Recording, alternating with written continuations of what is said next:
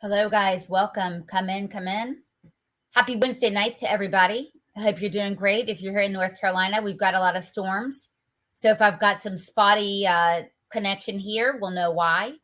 So we have a very special guest tonight that's going to be discussing with us in detail comprehensive sex ed. Because in California, they've got this big time problem, but we really have some problems here too in North Carolina. So we've been keeping our eye on this. This is developing news. This new standards is going to come from the top down, from the Department of Public Instruction and the State Board of Ed.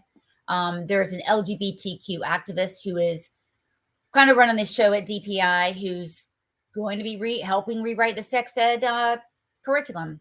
Here's some of the stuff that Ellen Essick did, I think in about 2015. Here are some of her greatest hits. So we've known for a while about this gender unicorn. We've known about the gingerbread person. We've been seeing it lately. It's been in the news. Our great Lieutenant Governor Mark Robinson has elevated this to the forefront for everyone. She's the one that injected this nonsense into the bloodstream here in North Carolina schools. So this is some of her handiwork. You're going to see the pronoun madness. We thought that was just a new woke development.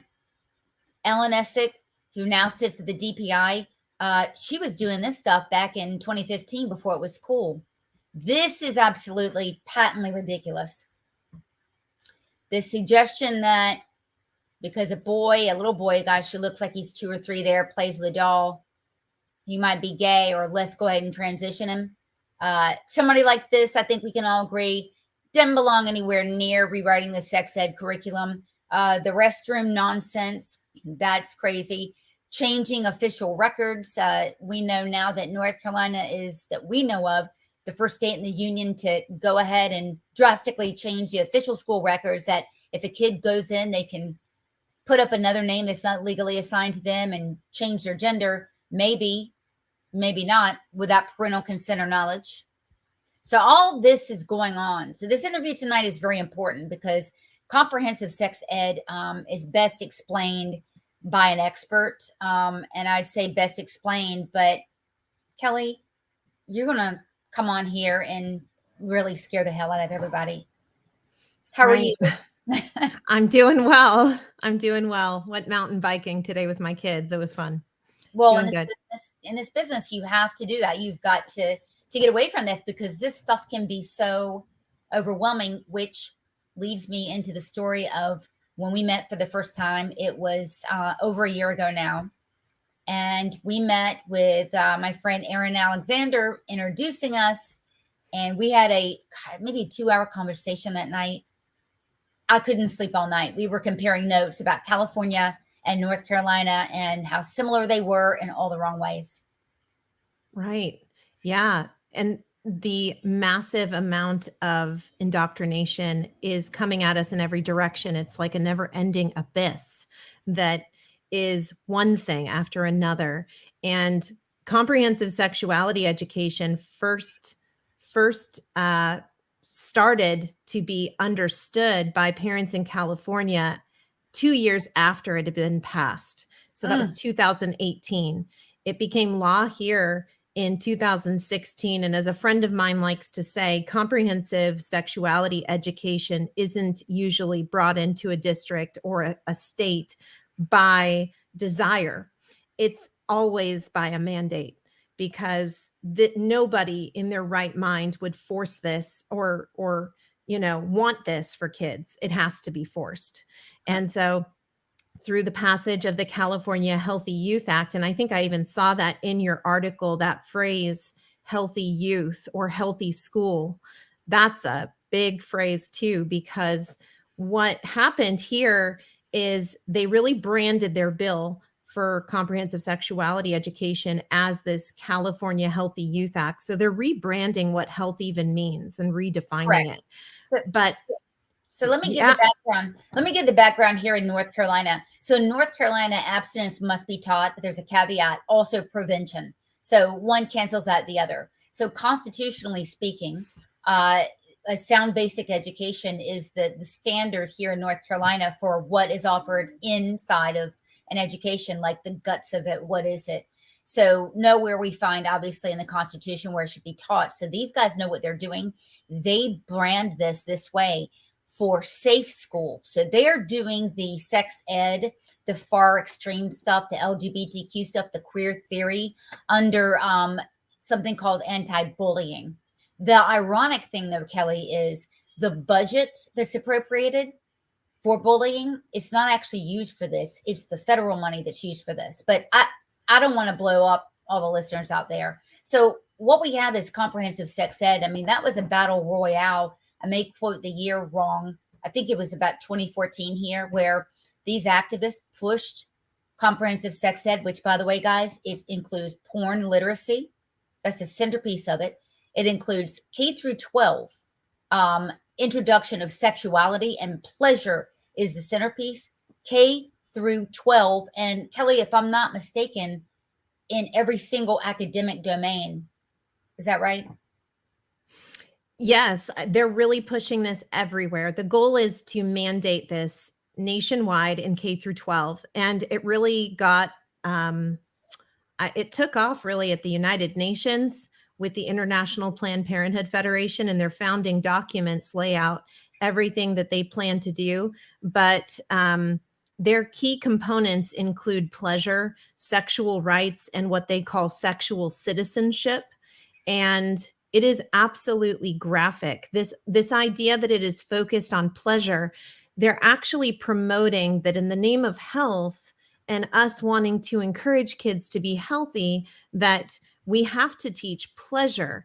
And I've already seen, coming from these global entities, they're starting to have more students, which is how they operate, say, I was never taught how to have a pleasurable sexual experience. And so I missed out on this, that, and the other.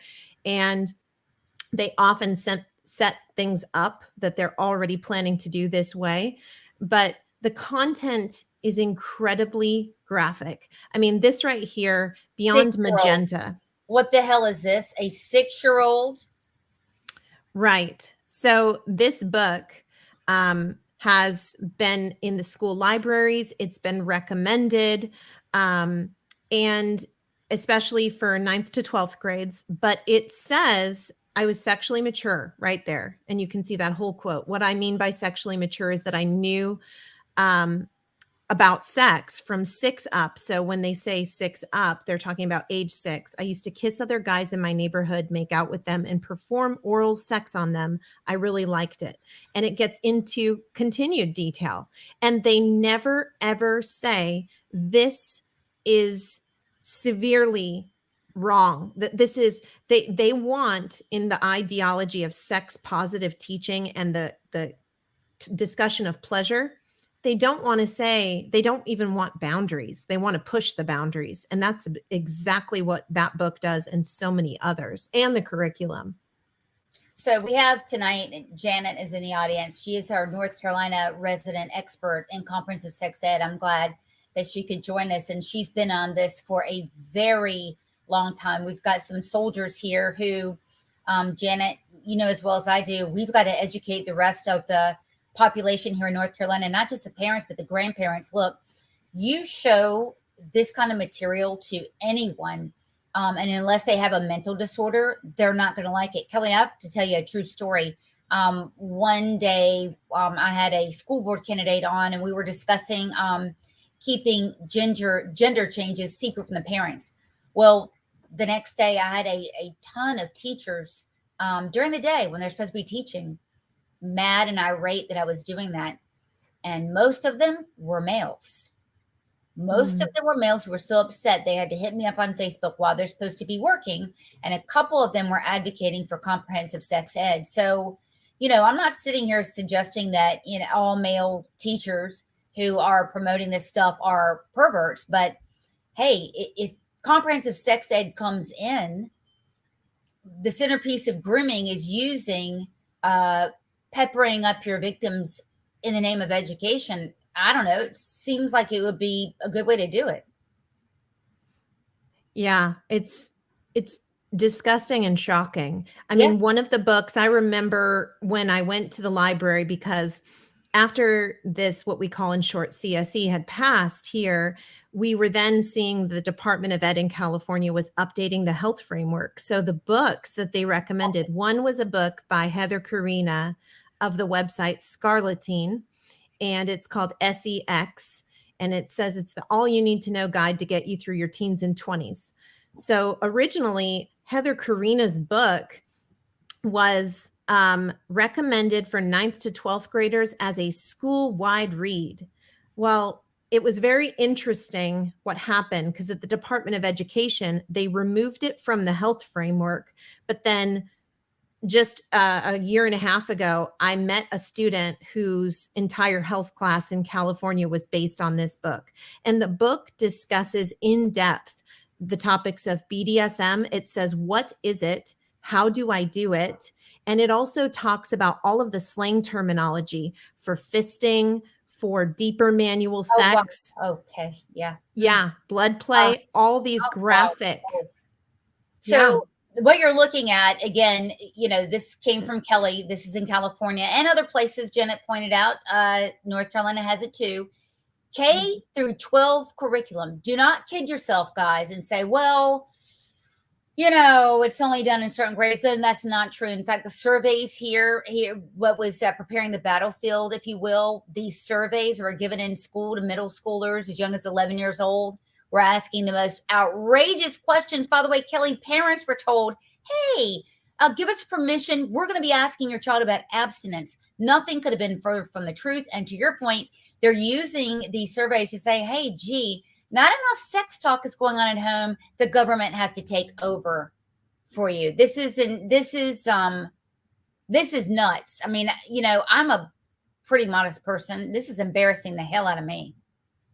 Yeah. I mean, yeah, well, I'm not ready for this, man. Well, and the whole goal, in my opinion, is to remove the natural barriers that kids have. They're removing the barriers. They're encouraging sexual exploration. And they're also removing kids from the parents because the parents now become these outdated adults who don't relate to us and they don't affirm us. And we need to explore all of these things. Oh, I see. Okay. So the 3 R's is one of the curricula taught by the trainers at the School Health Training Center at ECU. Wow. Do you know about this? The 3 R's? I do not. But rights, respect, responsibility. Yes. Rights, respect, responsibility is used here in California as what else do we have? We have positive prevention plus is another one that's used. We have Apex, Planned Parenthood a lot. Let me just stop you. So the name prevention is a problem. And if North Carolina people, ding, ding, prevention is supposed to be taught in schools. So them naming it prevention, and here it is, all this pornography. I read what there was. And most of the slides that you sent me, I swear I cannot use them. They're so graphic. So they're labeling this stuff prevention. Parents, grandparents, interested citizens, listen up. We have got to stop this right now before it spreads. I know it's already started. Right. Well, and one of the curriculum company is Advocates for Youth. Advocates for Youth began in 1980 as the Center for Population Options. So that's interesting. With somebody who, was really focused. Yeah. Yep. Yeah. There's a lot of Bill Gates going around, unfortunately, but he's definitely backing a lot of the CSE content and Planned Parenthood as well. But here, I mean, we have big contracts happening between schools and Planned Parenthood. One district here paid them $38,340 to come and teach this graphic CSE. And the other thing is that kids are being marketed by Planned Parenthood here to go and use their services. So one of the parents, they gave me a gift card. So what I want to tell you, here's how this shows up here, Kelly. So North Carolina, this is the way it works. The Department of Public Instruction will actually get a team together and write the standards. Okay. So the State Board of Education says, okay, DPI, you're okay to do that, they'll start writing the standards. Well, as soon as they write the standards, schools are scrambling, going, crap, we don't have a curriculum team, especially in the low income schools. We don't have a curriculum team that can write the stuff that would match the standards. So we're going to bring in a third party vendor. Hello, Planned Parenthood. That's how it happens. Right. Yeah. Well, and I think it's important, here we've battled ethnic studies, and they love to tout and say there's a school to prison pipeline. In reality, there's a school to Planned Parenthood pipeline. That's exactly what's going on here. And a school in Pasadena in Southern California, about 6.5 hours south of where I live, they actually voted to have a student intern and work at Planned Parenthood as part of the school district. Wait, they're recruiting from within the students. Mm-hmm. And then our local Planned Parenthood where I live has a new youth program where young teens as young as 15 can join and become one of their advocates and work with Planned Parenthood. They had to fill out a big survey. And basically what kids were given in class is, if you come and see us at Planned Parenthood, you'll get a free gift card. And so I was told by parents, and they showed me the slip, that they were bribed basically with $5 Starbucks gift cards. So come and see us. Yeah. So are you listening, everybody? Are you listening? Depending on how these standards turn out. Now, look, we have put maximum pressure on legislators to have oversight over this process. We have several insiders that have told us that Catherine Truitt is very angry with us and very resentful that we would call into question anyone in her department writing these standards. I don't give a damn. Look at those slides. They speak for themselves. I didn't write that. Her employees wrote that. So we have to stay on this, because I'm telling you, Kelly, you know this, they're going to let a foot in the door. These terrible organizations. Let's keep going. I want you to tell people what happens when Planned Parenthood gets their foot into the door of the school. Well, when they're in the school district, not only are they getting exorbitant amount of money, but they're getting clients, and they're getting patients, and they're getting people who, follow their ideology and think they're great. And, we don't have our kids in school to be marketed to be advertised for services. But kids are not only being advertised for services, but there are here absolutely no school districts that are limiting what Planned Parenthood can or cannot say. And then when I went to look at the curriculum was absurd. And one of the I remember it was the HIV risk continuum. Yep, so it sounds like they're teaching kids about, the concerns of HIV, but the columns were no risk, and then low to medium risk, and then higher risk. So it didn't even say high risk. And then some of the things in the low to medium risk column, and this was a curriculum for middle school, was anal sex with a condom. And then in the higher risk column was anal sex without a condom. And so for an organization like Planned Parenthood, who says that they are bringing medically accurate, age appropriate, and inclusive sex education, and they're meeting students where they're at, is what I heard this woman from Planned Parenthood say in Sacramento. And she said,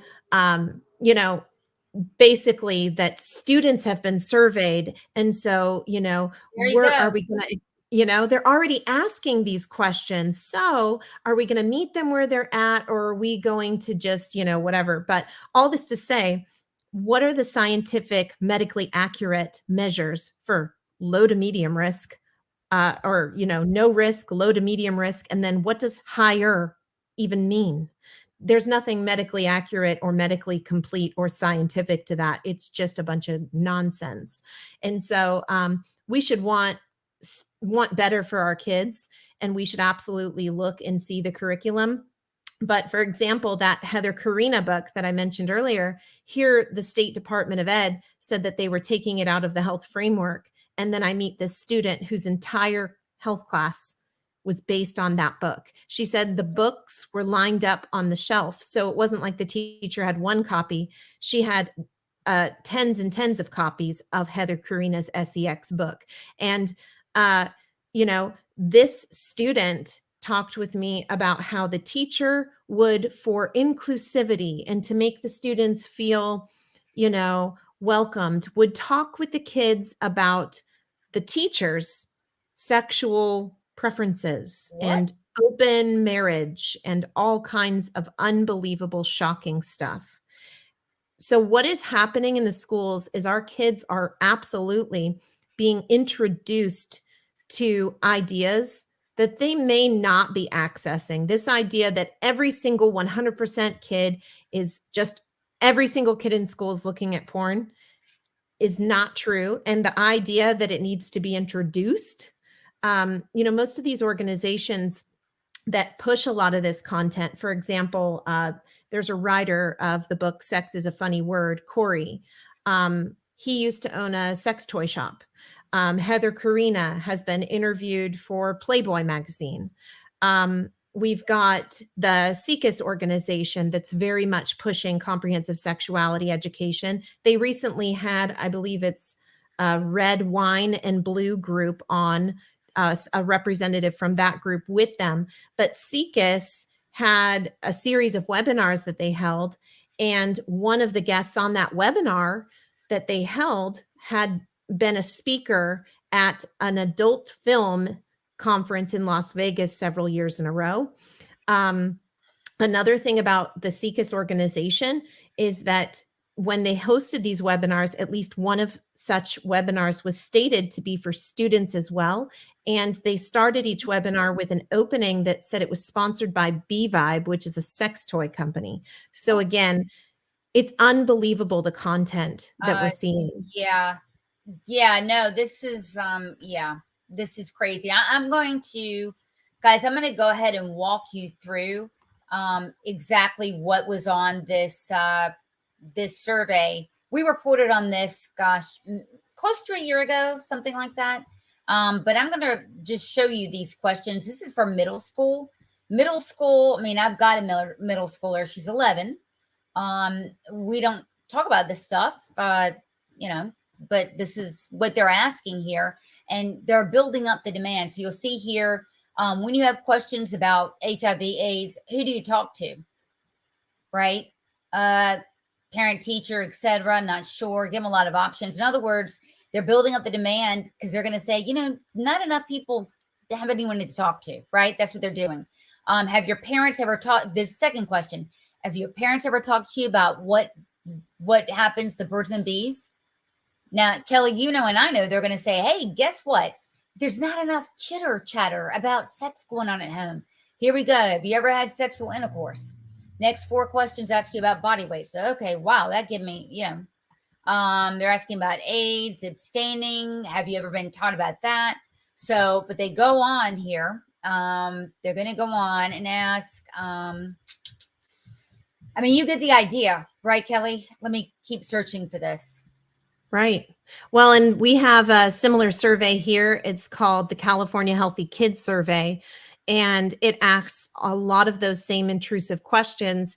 And a lot of this is coming from or being sent to the Center for Disease Control, where their ultimate goal is these community schools where, here in California, in the Los Angeles Unified School District, there's already a series of school health centers that operate in accordance with Planned Parenthood. And again, they are getting kids young. In Washington State, students can already access, the hormones or puberty blockers that have serious life-altering consequences. Guys, they can't hear because, in the state of California, you need to be 12 to, without parental knowledge or consent, get hormone blockers. In North Carolina, 0. There is no constitutional age for that. So we've got mental health clinics being put in every single school here. And then we have the age of 0 that you need to ask for really any type of psychological services, which would include prescribing medication. Now, I'm not saying that it is happening. It can happen. That's just the way the laws are set up. Right. Yeah, here foster kids, if you're in the foster care system or you're emancipated from your parents, you can just leave campus and get these things. Any child in our state age, especially middle school age, they can go and get abortion or birth control or any of those things without parental consent or knowledge. And schools in our state have actually conducted trainings to ensure that parents never find out. Yeah, And we have that is that the here too. direction we're in. Well, we actually have that too. So the government owns the kids, especially, and all this stuff. And don't think that it's not going on here. Right. Again, the door opening for this is comprehensive sex ed. Now we've got a guy named Jamie Falkenberry who is a right hand man, if you will, to our state superintendent. And I mean, when this school mental health bill was written, it came partially out of the lieutenant governor's office, which he used to work for. I mean, his wife, get this, was the lobbyist for Takeda Pharmaceuticals. That would be your Adderall and it'd be your Lupron Depot. So there was a strong influence from someone married to a lobbyist in on this bill. He's still there, by the way. He is a driving force now in rapidly putting in these psychiatry centers in every single school. And guess what? His wife is the lobbyist for these psychiatry centers inside of the school.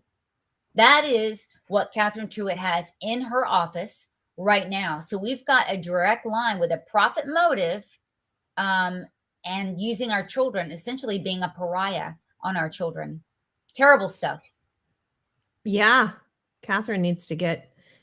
She calls herself a Republican. Oh, man. Mm-hmm. I am so tired of the people that are calling themselves that are not. Yeah, indeed. I agree.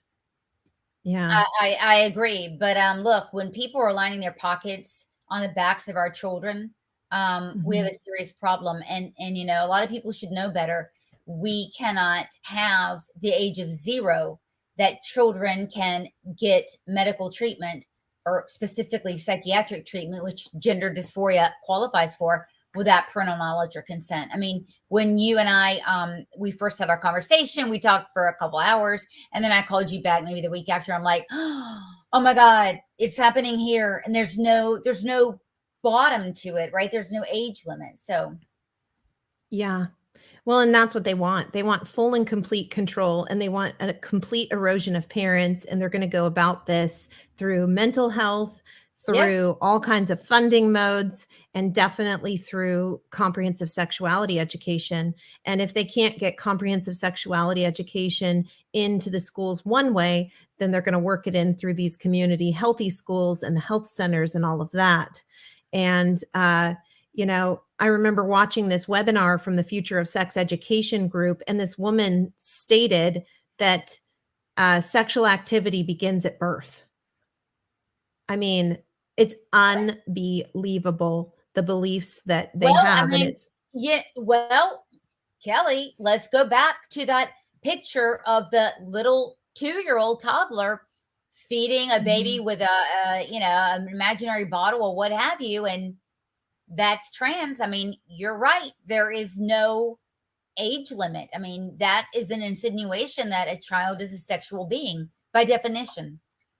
In North Carolina, the person who's heading the department that will write these standards, guys, to get involved. I know everybody's feeling like, oh my God, what are we going to do?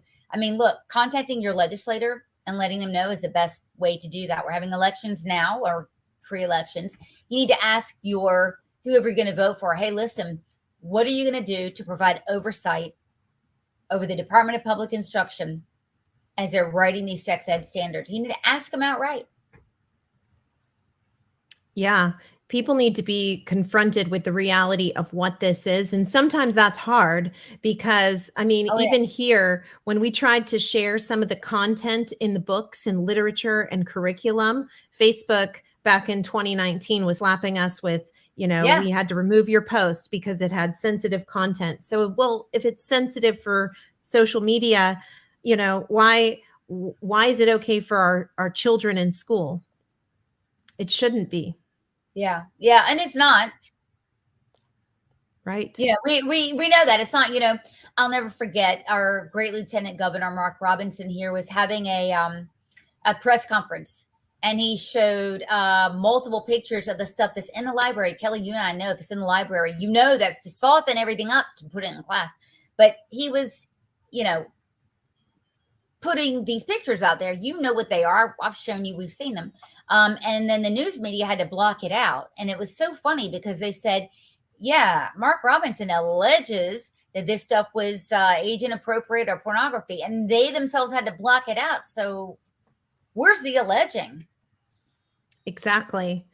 And why are people who are writing these books and driving this content, why are they so pro porn, and what are their ties to that industry? And why are groups like SECUS having somebody who, spoke at an adult film conference in Vegas several times? Why are these people now caring about education of children in sex ed? Why that? I mean, they are the ones that are really ultimately pushing these boundaries nationwide, and they're robbing children of the gift and opportunity to have a child or have a childhood. I mean, they are ultimately just taking childhood and wiping it away. I mean, even this idea of how they teach children consent is disturbing. Well, Janet, you're wrong. I hate to tell you. Here's why. Social emotional learning allows conversations about sexuality, like the gender unicorn and stuff like that. So while I can sit down and say, okay, here's what you're going to be teaching for sex ed, that doesn't control for this other stuff that comes in under SEL. Moreover, if we're talking about CSE or the comprehensive sex ed, my understanding, and I could be wrong, but my understanding is that is going to be part of every class. So you could conceivably have, while we're on multiplication, kids, let's talk about, right? I mean, is that your understanding of comprehensive sex ed? Yes, actually, part of this future of sex education, 30 years of research presentation that I watched, they actually talked about why they want to weave it into the younger grades. And they also discussed how it was this positive that it was being woven into every single subject. And one of the things they said about why they want CSE in the younger grades is because they want to get the kids before heteronormative values and assumptions become more deeply ingrained and less mutable. That's a quote. So that means grooming. They want to groom your children. Look, the gay people that are in this movement with us, they don't like it either. Obviously, they think it makes them look bad, but they don't believe anyone should be forced to be gay, straight, or whatever. And also, at very young ages, prying information about sexuality from children before they're ready to come out. A 13-year-old who's struggling with feelings, or a 14-year-old. I mean, that's deeply harmful. So this sexuality talk, this grooming, proponents will say we're pro-trans. We are pro-LGBTQ, and we believe that we need to have this so that, kids can feel safe and they can see themselves in the curriculum. It actually supports some very emotionally unsafe habits for potentially gay teens. So it's not good. Right. Well, and just the idea that they're telling kids, even from a young age, that everything sexual is just perfectly normal. If people want to have a lot of sexual partners, these ideas of threesomes or foursomes or different things like that, or somebody wants to, fill in the blank, any kind of sexual act is just perfectly normal. And they're teaching in a classroom. Yeah, that was those pages of that book that are just horrific to see. I remember the book Beyond Magenta. That's the one where the writer is talking about at age 6 giving oral sex on other people. And that book is actually supposed to be a nonfiction account of a real transgender person. So that makes the book even more concerning. That book was provided by the teachers union. There's the state union, then there's their district offices, but this was our local union. They had a whole LGBTQ kind of event where they handed out a lot of these different books. Princess Boy was one of the books, but Beyond Magenta was another book, and there were several of them. Gino, but all this to say, the Human Rights Campaign, I've also heard, might give books to teachers and various organizations. So teachers can get them. Yeah, I mean, the Human Rights Campaign is something that Ellen Essick is involved with. And by the way, her department it's fairly small, but has several activists. And how do I know they're activists? They're self-identified. I'm not going to give somebody a moniker in this instance that they didn't ask for. She is a self-identified LGBTQ advocate. There's another woman, Suzanne, who's there, who has been doing this. They've been there forever. They're into this. And they held some position at the Human Rights Campaign, which puts this garbage out there. So in other words, we have that going on. We have somebody very close to writing our sex ed standards who they're activists on this stuff, Kelly. So we have to come out. Now, we talked about some great research tools. So I'm going to close it up this evening too, to let everybody know, with exposing this stuff, it's power. We've exposed fraud, financial fraud, corruption, et cetera, of groups and people. Will continue to do that. This is the same thing. I mean, you've got somebody who is conflict of interest doing these standards. Tell us about a couple of tips, just as we close, for parents to do their own homework. I think it's really important to look at your school board agendas and the past meetings, and search the word health, search the word sex, search the word sexuality, see if there's any contracts with organizations. I know different board minutes operate differently, so some are searchable, but if you have a searchable board agenda, start looking in that. Look at your state Department of Education and see what kind of content they put out. Everything that you find, save it before you expose it, because it will be altered and changed. Almost a given. Guys, one thing, not only do you screenshot something, here's what you do. You want to record, we set the camera up, by the way, behind us. So it records us actually searching for the information, because maybe they say it's spoofed or whatever. And there's a lot of ways to prove that's not true. But we do a screen recording. At the same time, we do a back recording, and we do the screenshot. So we can show the date and time it was accessible and us accessing it. Just if you want to take one layer, we're kind of paranoid here, further. But Kelly, doing that and going to the Wayback Machine, waybackmachine.org, I believe. That, I'm telling you, we find things that people have taken down from websites on Wayback Machine.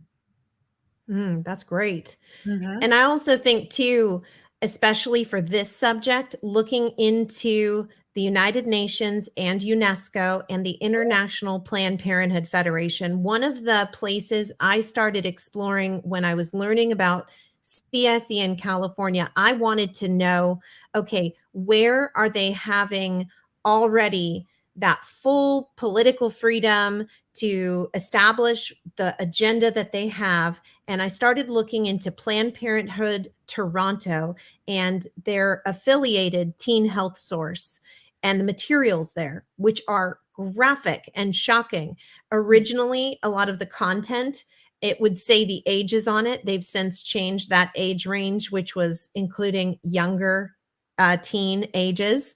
But these were websites on there about anal play and how to participate in that, and all kinds of really graphic content. And so if the Planned Parenthood organization is getting away with this in another country, do not ever think that they don't want to do that in Oh, our yeah. country. Are you kidding? Toronto now, I'm sure you know this, Mhm. heroin is legal. They made Right. crack cocaine legal. I believe it's Toronto. It's a pretty big city there. I think it's one of the cities, but anyway, I mean, Canada's got some crazy things going on. I mean, insane. And so that is a good way to look at it, is that go like Kelly has done. Find the very worst place and look at that. That's what you're trying to prevent. I Yeah. thought that I was doing that with you when we had that big call, but we were Mhm. doing it for each other because North Carolina is, I believe, in many ways worse than California, and we've talked about that too. Right. Yeah. And the founding documents of CSE are put forth by the International Planned Parenthood Federation. So if you were to look into International Planned Parenthood Federation Comprehensive Sexuality Education, you'll get a very thick brochure of their guiding documents and their 7 core principles for CSE, including number 4, which is pleasure. And then there's other documents that they've put forth that tell you exactly the plan and what they're doing. And there's people right now in African countries that are trying to fight it because they don't Oh, want yeah. it there. Yeah. It's bad.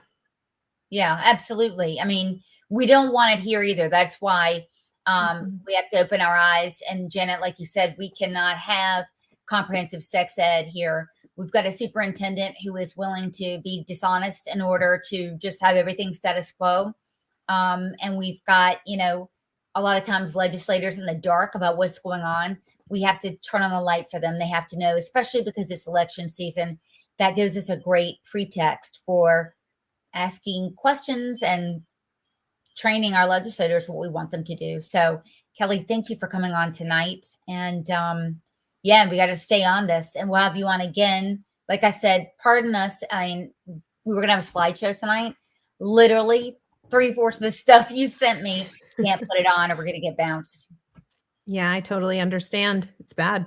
Yeah, definitely. Thanks for having me. Absolutely. We've got to start raising our voices louder. I know it's vacation season, etc., but it's back to school time. Time to get back at it. So thank you all. Have a great night. Thank you, Kelly. Thank you.